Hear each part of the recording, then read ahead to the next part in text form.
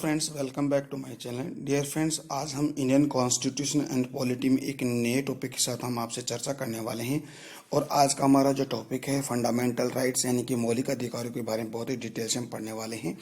देखिए फ्रेंड, इससे पहले वाले जो टॉपिक है यानी कि दो बड़े टॉपिकों के बारे में हमने बहुत ही डिटेल से अपन ने चर्चा की थी। एक हिस्टोरिकल बैकग्राउंड यानी कि ऐतिहासिक पृष्ठभूमि, और एक हमारा जो संविधान सभा यानी कि जो संविधान का निर्माण करने वाली जो संविधान सभा है यानी कि कॉन्स्टिट्यूशन असेंबली, उसके बारे में बहुत ही डिटेल से अपने पढ़ा है और इसमें कई टॉपिक के बारे में चर्चा की है। ठीक है, तो आज हम एक नए टॉपिक से चर्चा करने वाले हैं। फंडामेंटल राइट्स के बारे में बहुत ही डिटेल से हम पढ़ेंगे और ये फंडामेंटल्स राइट्स की कम से कम 6 से 7 वीडियो अपलोड किया जाएगा। तो डियर फ्रेंड्स, मेरे साथ आप बने रहेगा। ठीक है, तो डियर फ्रेंड, ज़्यादा समय खराब ना करते सीधे ही टॉपिक पे चलते हैं। देखिए, मौलिक अधिकार हम बात करते हैं कि जो मौलिक अधिकार है, मौलिक अधिकार यानी कि संविधान के भाग 3। ठीक है, संविधान के भाग 3 में इसका उल्लेख है और संविधान के भाग 3 में से ये है जो आर्टिकल है, आर्टिकल 12 से 35 यानी कि जो आर्टिकल 12 से लेकर 35 तक इस मौलिक अधिकारों की चर्चा की गई है संविधान के अंदर। ठीक है, तो आपको यहाँ से भी क्वेश्चन बनता है कि सबसे पहला क्वेश्चन यही बनता है कि मौलिक अधिकार कौन से संविधान के पार्ट में है, तो थर्ड पार्ट में है और इसमें आर्टिकल कहाँ से लेकर कहाँ तक चलते हैं। तो आप इसके बारे में बताएंगे कि ये आर्टिकल 12 से लेकर ये आर्टिकल 35 यानी कि 35 तक ये चलता है। तो पहले हम बात करते हैं कि रेफरेंस मौलिक अधिकार क्या है, यानी कि डेफिनेशन ऑफ फंडामेंटल राइट्स यानी कि मौलिक अधिकार क्या है, इसके बारे में चर्चा करेंगे। देखिए फ्रेंड्स, देखो मौलिक अधिकार क्या होता है, यानी कि ऐसी सुविधाएं या ऐसी स्थितियां जिन्हें कभी भी व्यक्ति या किसी जो हमारा जो सिटीजन है यानी कि नागरिक है से अलग नहीं किया जा सकता, या फिर हम इसको कहते हैं अर्थात प्राथमिक अधिकार जिसके बीच मानव जीवन की कल्पना नहीं की जा सकती, उसी को हम क्या है फंडामेंटल राइट्स कहते हैं। एक बार फिर से सुनिएगा, इसको एक अलग तरीके से समझिएगा। देखिए, ऐसे अधिकार जिसके द्वारा कोई भी व्यक्ति है अपने जीवन की गुणवत्ता और सर्वोच्च संभावनाओं को प्राप्त करता है, वे अधिकार यानी वे राइट्स क्या कहलाते हैं, फंडामेंटल राइट्स कहलाते हैं। ठीक है डियर फ्रेंड्स, तो आई होप डियर फ्रेंड्स ये बात आपको समझ में आई। देखिए डियर फ्रेंड्स, हम बात करते हैं कि जो फंडामेंटल राइट्स के जो विचार है यानी कि ये फंडामेंटल राइट्स हमारे इंडियन कॉन्स्टिट्यूशन में कहाँ से लिए गए हैं, वो हम लिए हैं जो अमेरिका का कॉन्स्टिट्यूशन है यानी कि अमेरिका के संविधान से हमने लिया है मौलिक अधिकार। तो यहाँ से भी दूसरा क्वेश्चन बनता है, अक्सर यहाँ से क्वेश्चन आता रहता है। ठीक है डियर फ्रेंड्स, अब हम बात करते हैं कि जो मौलिक अधिकारों को भारत का मैग्ना कार्टा कहते हैं। तो अधिकांश आप कंफ्यूज में रहते हैं कि मैग्ना कार्टा होता क्या है। ठीक है फ्रेंड्स, तो मौलिक अधिकार है, मौलिक अधिकारों को भारत का मैग्ना कार्टा कहा गया है यानी कि एक अधिकारों का एक दस्तावेज। ठीक है, उसको हम कहेंगे मैग्ना कार्टा। तो अधिकारों का कौन सा दस्तावेज, यह पहले बात कहाँ की गई, किस बात से रिलेटेड है, तो इसके बारे में हम डिटेल से पढ़ने वाले हैं। देखिए सबसे पहले बात करें ब्रिटेन, यानी कि ब्रिटेन का एक सम्राट था जॉन। ठीक है, यानी कि ब्रिटेन का सम्राट जॉन। ठीक है, ब्रिटेन का सम्राट जॉन और ब्रिटेन की जनता यानी जनता के प्रतिनिधि के बीच एक अधिकारों को लेकर एक संघर्ष हुआ। ठीक है, यानी कि ब्रिटेन का सम्राट जॉन और वहाँ की जनता है, जनता के प्रतिनिधि के बीच क्या होता है कि अधिकारों को लेकर एक संघर्ष होता है और वो संघर्ष होता है 1205 के अंदर। तो ठीक है, एक समझौता होता है और यह समझौता क्या है, एक दस्तावेज पर हस्ताक्षर किया गया यानी कि एक दस्तावेज बनाया गया और उस पर हस्ताक्षर किया गया, जिससे से क्या होता है जनता को कुछ अधिकार यानी कि जो राइट्स दिए गए यानी उसको राइट्स से सूचीबद्ध किए गए उस दस्तावेज में। तो इसी दस्तावेज को हम क्या कहते हैं, मैग्ना कार्टा कहते हैं। तो डियर फ्रेंड्स, आई होप ये बातें आपको समझ में आई है। ठीक है, एक बार इसको फिर समझिएगा, यानी कि ब्रिटेन का एक सम्राट था, उसका नाम है सम्राट का जॉन, और वहाँ की जनता के प्रतिनिधि के मध्य एक समझौता होता है, एक पहले तो उसको संघर्ष होता है अधिकारों को लेकर, फिर क्या होता है 1215 में फिर एक समझौता होता है और एक दस्तावेज पर अधिकारों को लेकर उस पर एक हस्ताक्षर किए जाते हैं और उस अधिकारों को उस दस्तावेज में सूचीबद्ध किया जाता है, उसको हम कहेंगे मैग्ना कार्टा। ठीक है, तो कहने का मतलब है कि अधिकारों के दस्तावेज को क्या कहा गया है, मैग्ना कार्टा कहा गया है। तो इसीलिए यानी कि ये भी एक दस्तावेज है हमारे मौलिक अधिकार, तो इसलिए मौलिक अधिकारों को भारत का मैग्ना कार्टा कहते हैं। तो डियर फ्रेंड्स, ये बात समझ में। आगे बात अगर करें डियर फ्रेंड्स, देखिए जो फंडामेंटल राइट्स है, देखिए फंडामेंटल राइट्स क्या है, यानी कि मौलिक अधिकार वे अधिकार हैं ठीक है। मौलिक अधिकार वे अधिकार हैं जो व्यक्ति क्या भौतिक, ठीक है, नैतिक और बौद्धिक एवं आध्यात्मिक विकास के लिए अनिवार्य है। यानी कि इन फंडामेंटल राइट्स के माध्यम से व्यक्ति का आध्यात्मिक विकास हो सकता है और होता है। आध्यात्मिक विकास के चरण कौन कौन से? एक तो भौतिक, एक नैतिक और बौद्धिक एवं आध्यात्मिक विकास के लिए ये अनिवार्य है, ठीक है। और जिन्हें भारत के संविधान का विशेष संरक्षण प्रदान, और इनको सब भारत के जो इंडियन कॉन्स्टिट्यूशन उसका संरक्षण प्रदान है। तो ऐसे हम क्या कहेंगे? फंडामेंटल राइट्स यानी कि मौलिक अधिकार कहते हैं, ठीक है डियर फ्रेंड्स। देखिए, अब मौलिक अधिकारों के अलावा हमारे भारतीय नागरिकों यानी कि जो भारतीय सिटीजन हैं उनको क्या है कि कुछ राइट्स दे रखे हैं, यानी कुछ अधिकार दे रखे हैं। तो देखिए, बात करते हैं आगे। देखो, राइट्स इन इंडिया यानी कि भारत के अंदर कौन कौन से ऐसे अधिकार हैं जो जनता को दे रखे हैं। देखिए, फर्स्ट नंबर पे अगर देखें मौलिक अधिकार यानी कि फंडामेंटल राइट्स, ठीक है। फंडामेंटल राइट्स संविधान के कौन से भाग में? 3 में। और ये नागरिक होने के कारण प्राप्त है, यानी कि ये भारतीय नागरिक यानी कि इंडियन सिटीजन होने के कारण उनको ये मौलिक अधिकार दे रखे हैं, यानी कि फंडामेंटल राइट्स दे रखे हैं। इसके अलावा देखिए कॉन्स्टिट्यूशन राइट्स यानी कि संवैधानिक अधिकार। देखिए फ्रेंड्स, संवैधानिक अधिकार, सांविधिक अधिकार, इसमें स्टूडेंट काफी कंफ्यूज हुए, तो आज यहाँ पे आपका ये कंफ्यूज दूर कर देता हूँ, ठीक है। देखिए, संवैधानिक अधिकार क्या होता है? कॉन्स्टिट्यूशंस जो राइट्स हैं ये क्या होते हैं? देखिए, संविधान में मौजूद है, ठीक है, यानी कि जो संवैधानिक जो अधिकार है वो हमारे कॉन्स्टिट्यूशन में मौजूद है, लेकिन भाग 3 से क्या है? ये बाहर है, ठीक है। तो ये भाग 3 से बाहर है, तो उसको हम संविधान में मौजूद तो क्या है, लेकिन जो अपना जो संविधान का पार्ट 3 है उससे ये बाहर है। कैसे बाहर है? इसका एक उदाहरण आपको पता है कि संपत्ति का अधिकार है, ठीक है। संपत्ति का अधिकार है, आर्टिकल 31 है, ठीक है। इसको हम संपत्ति का अधिकार बनाया गया, लेकिन 44 संविधान संशोधन 1978 के द्वारा क्या किया गया? उसको संविधान से सूची से हटा दिया गया और उसको संविधान की सूची से यानी कि भाग 3 से उसको बाहर करके एक कानूनी अधिकार में उसको ले लिया गया है। और वो कानूनी अधिकार आर्टिकल 300A यानी कि 301 क्या है? एक स्वतंत्र आर्टिकल है, ठीक है। तो ये 300A स्वतंत्र आर्टिकल और भाग 12 में उसको सूचीबद्ध किया गया है। तो डियर फ्रेंड्स, ये बात आई संवैधानिक अधिकार। देखिए, संवैधानिक अधिकार का मतलब हो गया कि संविधान में मौजूद है, लेकिन हमारे जो भाग मौलिक अधिकारों से संबंधित जो भाग 3 उससे ये क्या है? बाहर है, जिसका एग्जाम्पल आपका संपत्ति का अधिकार है, ठीक है। तो उसके बारे में बात कर लिया, ठीक है। अब देखिए, वैधानिक और कानूनी और सांविधिक अधिकार यानी कि लीगल राइट्स क्या होता है, ठीक है। तो इसके बारे में देख लेते हैं। देखिए, लीगल राइट्स क्या होता है? वे अधिकार जो संसद के कानून भी देन है, यानी कि संसद के कानून की देन है। यानी कि ऐसे अधिकार जो संसद हमारी जो पार्लियामेंट क्या करती है? कानून बनाती है और उसको एग्जीक्यूट करती है, ठीक है, यानी कि उनको लागू करते हैं। लेकिन संविधान से ये क्या है? बाहर होते हैं, संविधान के अंदर इसका उल्लेख नहीं किया गया है। तो ऐसे अधिकारों को हम कहेंगे सांविधिक या कानूनी या इसको हम वैधानिक या लीगल राइट्स कहते हैं, ठीक है। तो देखिए, संवैधानिक संविधान में का भाग है, ठीक है। और ये क्या है कि संविधान में मौजूद तो नहीं है, लेकिन ये इस पर कानून कौन बनती है? हमारी जो पार्लियामेंट है ये कानून बन। जैसे इसके एग्जाम्पल के बारे में आप देखें तो सेवा का अधिकार है, ठीक है, मातृत्व का अधिकार है, अवकाश, जाति, आय और प्रमाण पत्र आदि ये अधिकार इसमें आते हैं वैधानिक यानी कि कानूनी और सांविधिक यानी कि लीगल राइट्स के अंदर आते हैं, ठीक है। आगे बात करें मानव अधिकार ह्यूमन राइट्स की बात अगर करें तो देखिए, ह्यूमन राइट्स क्या होता है इसके बारे में देख लेते हैं। देखिए, वे अधिकार जो व्यक्ति को मनुष्य होने के नाते है, यानी कि नाते प्राप्त है। अगर आप मनुष्य हैं तो आपको ह्यूमन राइट्स दिए गए हैं, ठीक है। वे अधिकार जो व्यक्ति को मनुष्य होने के नाते प्राप्त है मानव अधिकार कहलाते हैं, ठीक है। भले ही देश का कानून या संविधान उन्हें अधिकारों के रूप में मान्यता देता हो या नहीं, लेकिन आपको ह्यूमन राइट्स यानी कि मानव अधिकार प्राप्त है। जिसका एग्जाम्पल आपको रोजगार का अधिकार। आपको अगर आप मनुष्य है तो जब आप मानव है तो आपको एक अधिकार है मानव अधिकार, जिसको हम रोजगार का अधिकार कहते हैं, ठीक है।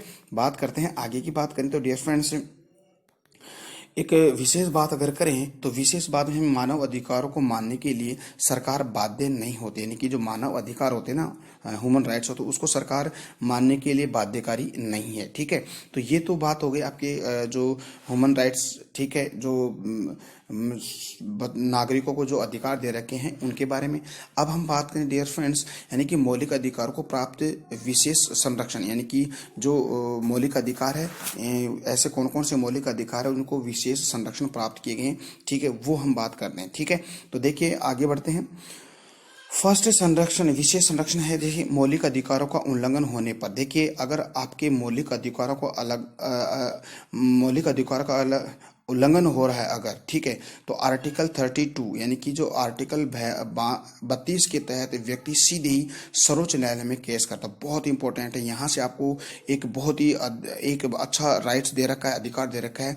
अगर आपकी जैसे आपके 7-6 मौलिक अधिकार है, इनका अगर आपका हनन हो रहा है तो इस आर्टिकल के तहत आप सीधे ही सुप्रीम कोर्ट, ठीक है, सुप्रीम कोर्ट, ठीक है, या सुप्रीम कोर्ट या HC हाई कोर्ट, दोनों में कहीं भी आप जा सकते हो और आपके अधिकारों को मांग सकते हो। देखिए अगर आप सुप्रीम कोर्ट में जाते हो तो आर्टिकल 32, और अगर आप उच्च न्यायालय यानी कि हाई कोर्ट में जाते हो तो आप 226 आर्टिकल के तहत आप अपने अधिकारों की मांग उच्च न्यायालय में आप कर सकते हो। ठीक है डियर फ्रेंड्स, आगे अगर बात करें डियर फ्रेंड्स तो हम इसके अलावा देखिए इसमें क्या है कि जो आर्टिकल 32 और 226 के तहत क्या है कि अगर आपके अधिकारों का हनन हो रहा है तो सरकार आपको क्या है, सरकार आपको 5 प्रकार की रिट प्रदान करती है,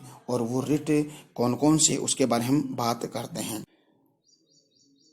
देखिए फ्रेंड्स, जो 5 प्रकार की जो रिट है उनके बारे में, वैसे तो हम 5 प्रकार की रिटों को हम आर्टिकल 32 के अकॉर्डिंग यानी कि संवैधानिक उपचारों के अधिकार में हम पढ़ने वाले हैं, तो फिर भी यहाँ से देख लीजिएगा। पहली रिट है बंदी प्रत्यक्षीकरण, देखिए इसको इंग्लिश में बोलते हैं हेबियस कॉर्पस, ठीक है, हेबियस कॉर्पस यानी कि बंदी प्रत्यक्षीकरण की बात है। इसके बाद में परमादेश को मेंडेमस कहते हैं। एक अधिकार परीक्षा रिट है उसको क्यों वारंटो कहते हैं, ठीक है। एक प्रतिषेध रिट है उसको बोलते हैं प्रो हेविसन कहते हैं, और उत्प्रेक्षण रिट को बोलते हैं सर्टी इरारी, ठीक है। तो कहने का मतलब है ये 5 प्रकार की रिट है, इसके बारे में हम आगे अध्ययन करने वाले हैं। तो आगे देखिए सेकंड जो संरक्षण उसकी बात हम करें तो देखिए मौलिक अधिकारों का निलंबन विशेष प्रक्रिया से ही किया जा सकता है, यानी कि मौलिक अधिकारों का निलंबन एक विशेष प्रक्रिया के माध्यम से किया जा सकता है, जैसे आपातकाल की स्थिति में, ठीक है। आपातकाल की स्थिति में हम मौलिक अधिकारों को निलंबन कर सकते हैं, जैसे आर्टिकल 352 के आधार पर हम आपातकाल घोषित करके हम क्या करते हैं, मौलिक अधिकारों को निलंबन कर सकते हैं। इसके अलावा मौलिक अधिकारों में हम संशोधन भी कर सकते हैं, लेकिन संशोधन किस आधार पर करेंगे, यानी संशोधन हमेशा विशेष बहुमत यानी कि स्पेशल मेजोरिटी के माध्यम से हम 2/3 बहुमत यानी विशेष बहुमत के आधार पर हम इसको क्या कर सकते हैं, संशोधन कर सकते हैं। तो डियर फ्रेंड्स, आई होप ये बातें आपको समझ में आई है, ठीक है। डियर फ्रेंड्स, आगे बात करें तो मौलिक अधिकारों की विशेषता की बात करें तो देखिए फ्रेंड्स, विशेष अधिकारों की बात करें तो देखिए अधिकारों में सबसे पहला अधिकार है कौन सा, एक है मौलिक अधिकार असीमित या निरपेक्ष नहीं है, यानी कि जो मौलिक अधिकार है यानी कि असीमित है, यानी कि असीमित नहीं है और निरपेक्ष नहीं, तथा सीमित और सापेक्ष भी है। यानी कि सीमित ऐसा है कि नहीं है कि मौलिक अधिकार बहुत ही बड़े व्यापक रूप में है, नहीं ऐसा नहीं है, ये तो सीमित है और सापेक्ष है, ठीक है।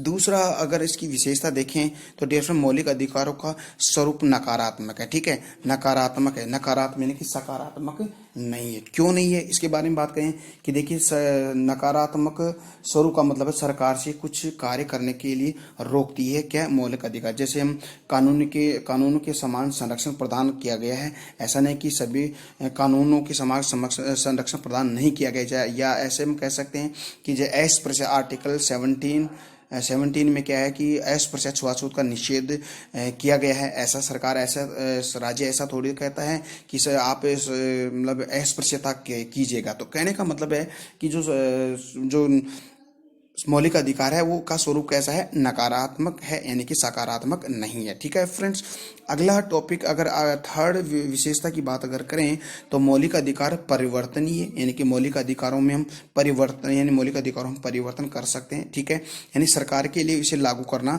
अनिवार्य है। ओके, बात करते हैं आगे की बात करें तो कुछ मौलिक अधिकार केवल भारत के नागरिक यानी जो इंडियन सिटीजन है उसी को प्राप्त है, जबकि कुछ मौलिक अधिकार नागरिक और विदेशी दोनों को प्राप्त होते हैं। यहाँ से भी बहुत ही अच्छा क्वेश्चन बनता है, यानी कि ऐसे मौलिक अधिकार, ठीक है, या ऐसे आर्टिकल यानी मौलिक अधिकार यानी कि या तो हमारे जो भारतीय नागरिक है यानी जो भारत के जो सिटीजन उनको प्राप्त है, या फिर दोनों को यानी कि विदेशी और भारतीय को प्राप्त है। ठीक है, तो ऐसे कौन कौन से, देखिए कौन कौन से समझिएगा।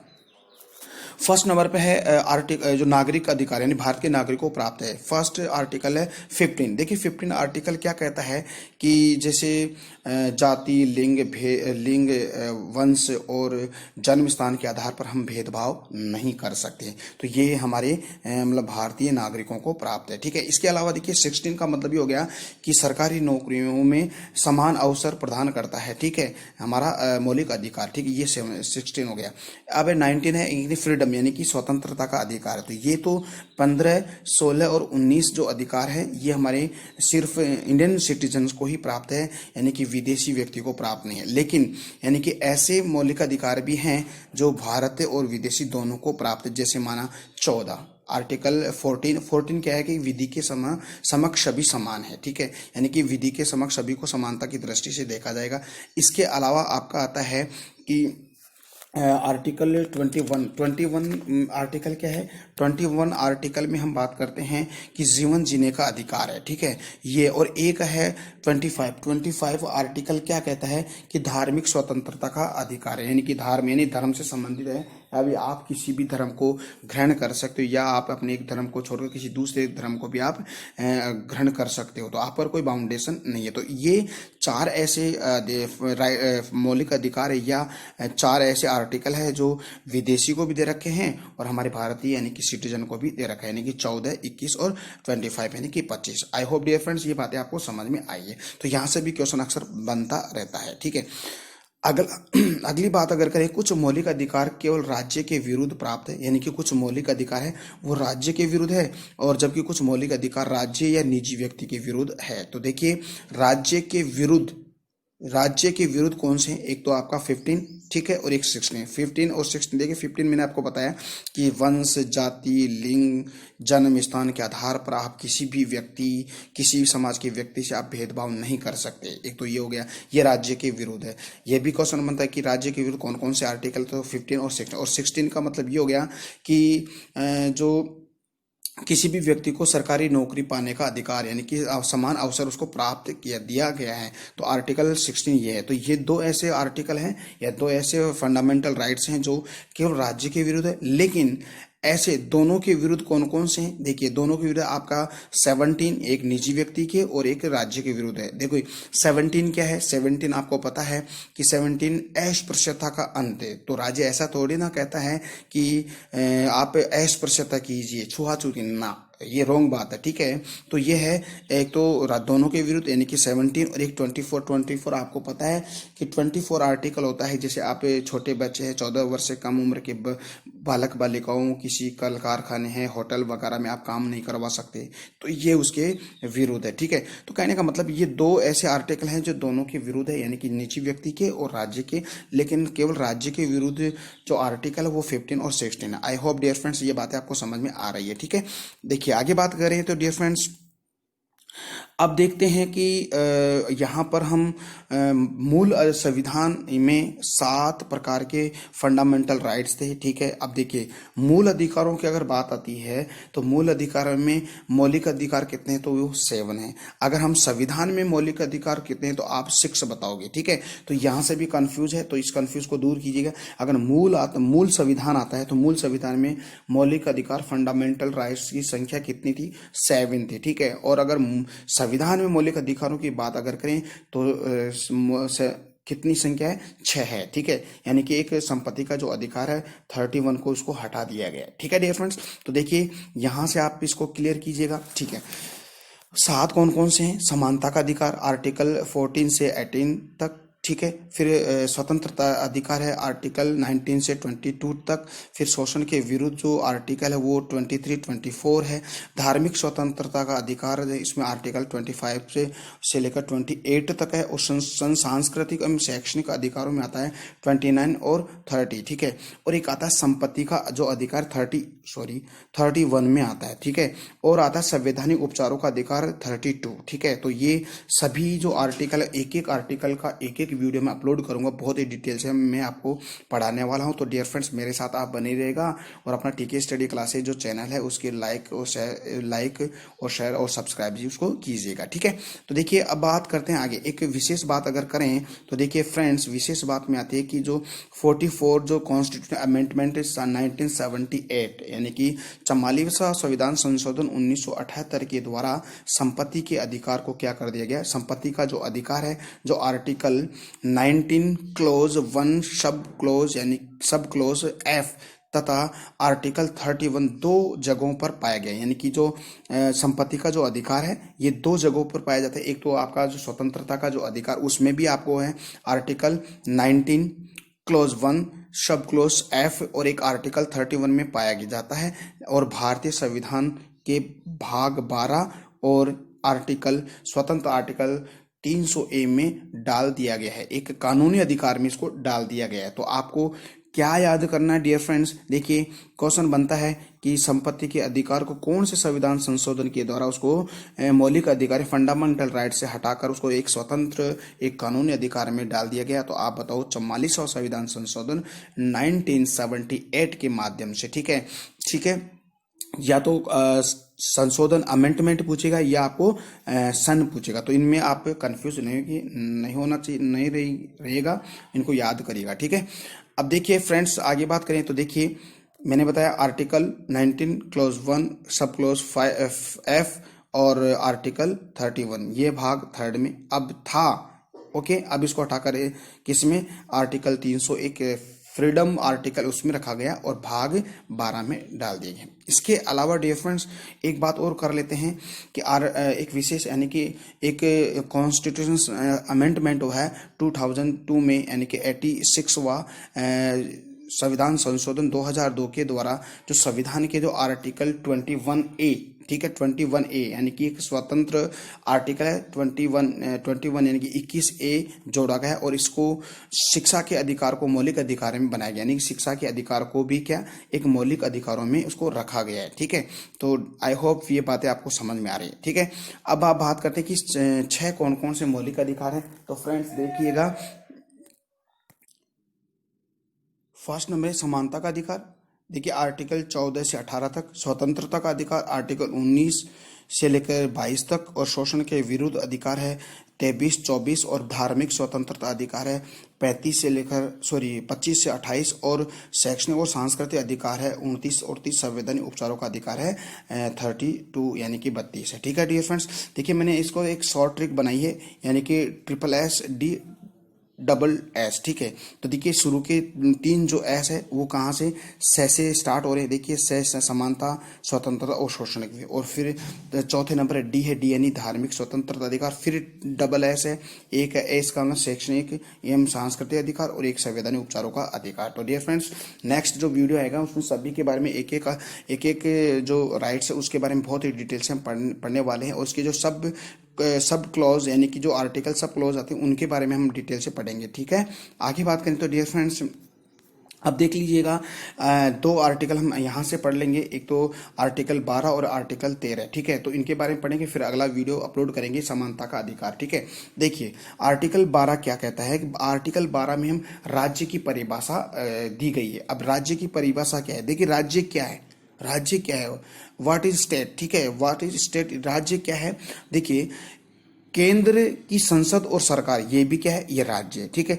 प्रांत या विधानमंडल और सरकार ये भी राज्य है, ठीक है।